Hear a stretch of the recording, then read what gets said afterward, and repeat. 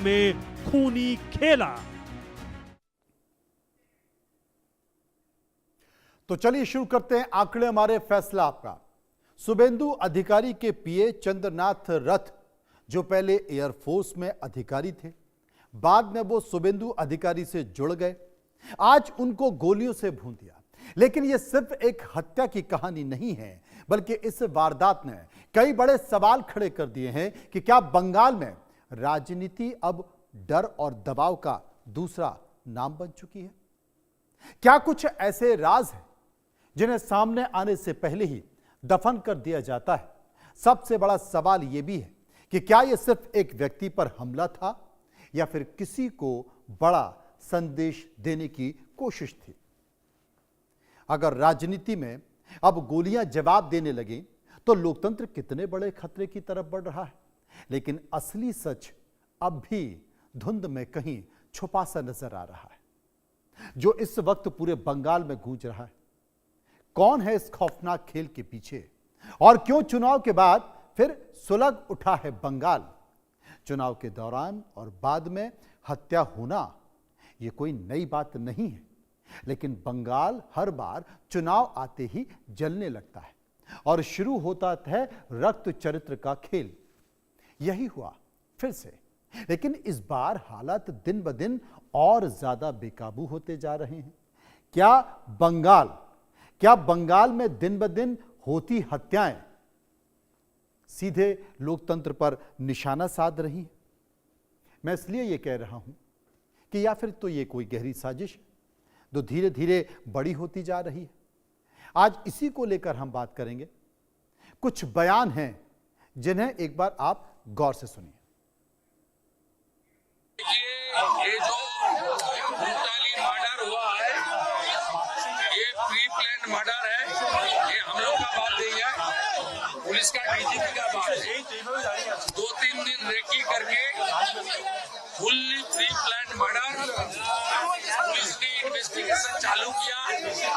State का senior police officer लोग आया, हम लोग बहुत पेनफुल हार्ट में ये जो मर्मांतिक हादसा हुआ, इसका निंदा करने का कोई भाषा हम लोग के पास नहीं है। इसमें तो होम मिनिस्टर जिम्मेदार हैं कि उनके पीए की हत्या कैसे हो गई। ये सवाल मुझसे मत पूछिए। आप ट्विटर हैंडल होगा आपका, आप टैग करिए होम मिनिस्टर साहब को, पूछिए कि हत्या कैसे हो गई। क्या बोलेंगे, अच्छा लड़का था, मेरे को सब परिचय था। और जो शुभेंदु अधिकारी के पर्सनल असिस्टेंट होकर काम करते हैं, तो विधानसभा पे कभी कभी उनको साथ मेरा भेंट हुआ। अच्छा लड़का था। उनको जो अचानक जो इनको खून कर दिया, इनको खिलाफ ज्यादा से ज्यादा कड़ा कार्रवाई करना चाहिए, जांच करना चाहिए। तो कानून ही बता पाएगा ना। कानून से ये रिक्वेस्ट है कि कड़ी से कड़ी सजा दी जाए जिसने ये साजिश रचा है। जिसने भी ये साजिश रचा है उसकी कड़ी से कड़ी सजा, जो इस साजिश को जिसने रचा है, और कोई भी बाद में इस जैसा साजिश नहीं रचते।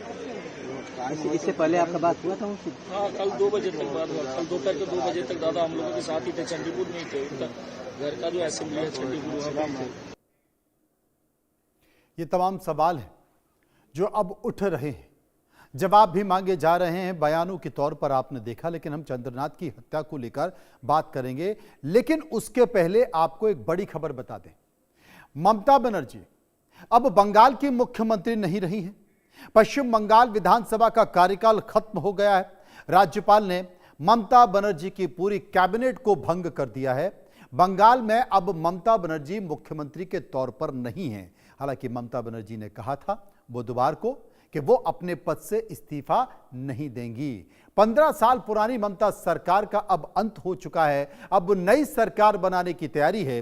कल विधायक दल की बैठक है। दिल्ली से पर्यवेक्षक के तौर पर गृह मंत्री अमित शाह पहुंच रहे हैं। विधायक दल के नेता के नाम की घोषणा हो जाएगी और उसके बाद तय हो जाएगा कि मुख्यमंत्री कौन होगा। और 9 तारीख को बंगाल में नया मुख्यमंत्री शपथ लेगा। लेकिन उसके पहले पश्चिम बंगाल में दिन ब दिन जो खून का खराबा होता जा रहा है, पहले पहले 4 लोगों की हत्या हो जाती है और उसके बाद शुभेंदु अधिकारी जिन्होंने ममता को चुनाव हराया है, पूरा बंगाल उन्हें मुख्यमंत्री के तौर पर देख रहा है। अपराधियों के हौसले इतने बुलंद हैं कि जिसे पूरा बंगाल मुख्यमंत्री के तौर पर देख रहा है, उसके पीओ को जाके गोली मार दी जाती है, उसकी हत्या कर दी जाती है। और यह अचानक से नहीं हुआ, यह बहस के साथ नहीं हुआ, यह झगड़े के साथ नहीं हुआ, बल्कि सुनियोजित तरीके से हुआ, रैकी करके हुआ कि कब आता है, कब निकलता है, चंद्रनाथ कहां जाता है, और उसके बाद वहीं पर तमाम जगह चिन्हित करके उसे मार दिया गया, उसकी हत्या कर दी गई। नॉर्थ 24 परगना में रात को 10:30 बजे उसकी कल हत्या की गई, गोली मारकर हत्या कर दी गई। चंद्रनाथ रथ कोलकाता से अपने घर स्कॉर्पियो में लौट रहा था। हमलावरों ने चंद्रनाथ पर 6 से 10 राउंड फायरिंग की।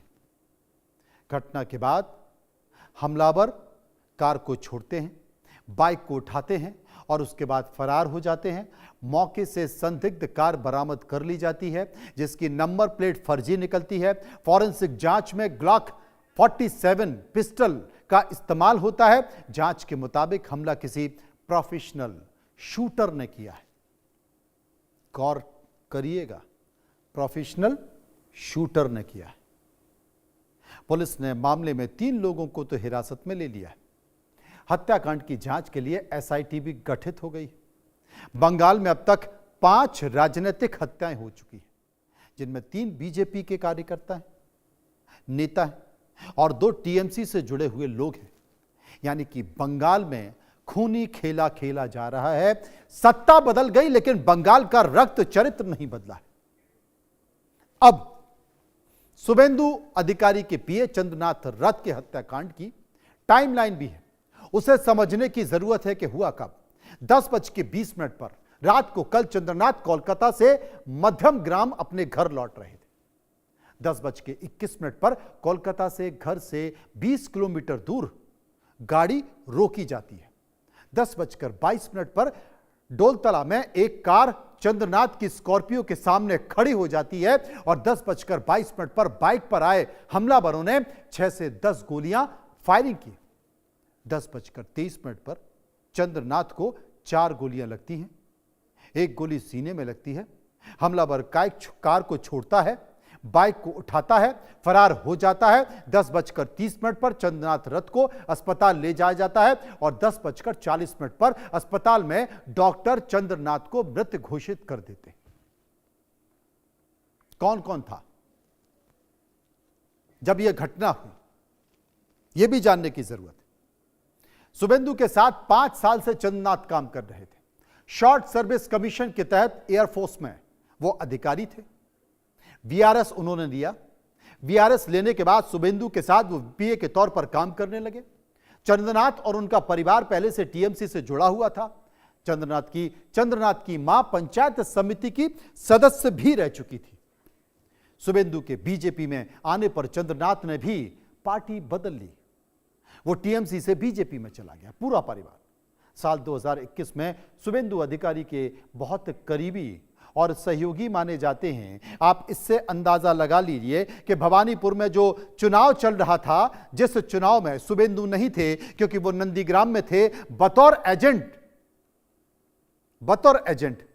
चंद्रनाथ रथ वहीं पर मौजूद थे। और मेरी जो जानकारी आ रही है कि भवानीपुर में जब ममता बनर्जी वहां पर पहुंची और पहुंचकर उन्होंने बवाल किया, उसका विरोध भी चंद्रनाथ ने किया, ऐसा मुझे कहीं से जानकारी प्राप्त हुई। अब और क्या जानकारी है। कार की जो नंबर नकली प्लेट, ये नंबर की जो प्लेट थी वो नकली बताई जा रही है, बनाकर तैयार किया गया। 2 बाइक बरामद की गई हैं, 10 गोलियां चलाई गई हैं, उसके कार्टेज पुलिस ने उठा लिए। गोलियां चंद्रनाथ को लगी। ग्लॉक 47 पिस्टल का इस्तेमाल हुआ, यह भी मैंने आपको बता दिया। और जो हमलावर थे वो प्रोफेशनल थे, शूटर थे, उन्हें हत्या करने के लिए ही लाया गया। कौन लेकर आया यह पता नहीं है, बड़ा सवाल है। परिवार क्या कहता है?